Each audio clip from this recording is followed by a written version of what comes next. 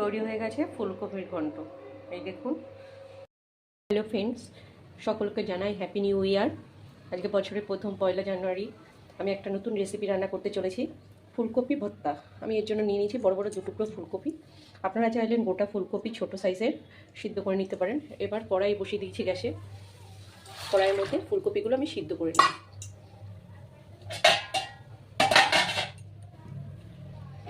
সামান্য একটু লবণ দিয়ে দিলাম ফুলকপিটার মধ্যে। এবার এটাকে সিদ্ধ করব। ফুলকপি সিদ্ধ হয়ে গেছে। এই দেখুন, ফুলকপিটাকে নামিয়ে নিলাম। এর জলটা ফেলে গ্যাসটা ধরিয়ে দেবো। কড়াইতে তেল দিয়ে দিলাম। তেল গরম হয়ে গেছে। এর মধ্যে শুকনো লঙ্কা, 3টের মধ্যে শুকনো লঙ্কা ফোড়ন দিয়ে দেবো, আর রসুন, গোটা রসুন।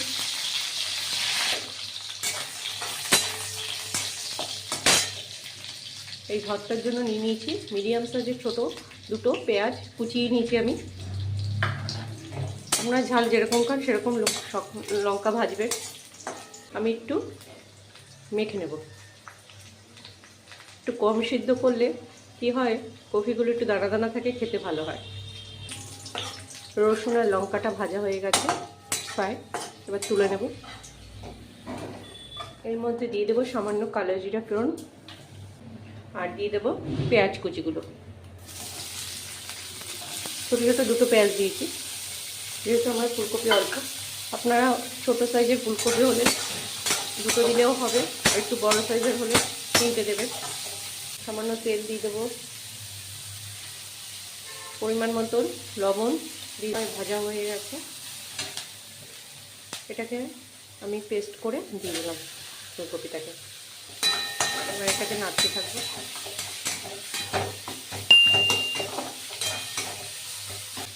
আর এদিকে এই যে ভাজা লঙ্কা আর রসুনগুলোকে মিক্সড করে এটাকে দিয়ে দেবো।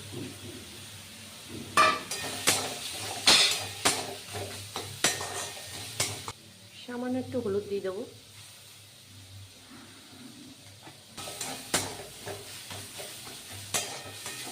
এটা গরম ভাতের সঙ্গে খেতে খুব ভালো লাগে। হয়ে গেছে ফুলকপির ভর্তা। এবার নামিয়ে ফেলবো। তৈরি হয়ে গেছে ফুলকপির ঘন্ট। এই দেখুন। আমার রান্নাটা যদি ভালো লেগে থাকে অবশ্যই আমাকে লাইক ও সাবস্ক্রাইব করে আমার পাশে থাকবে।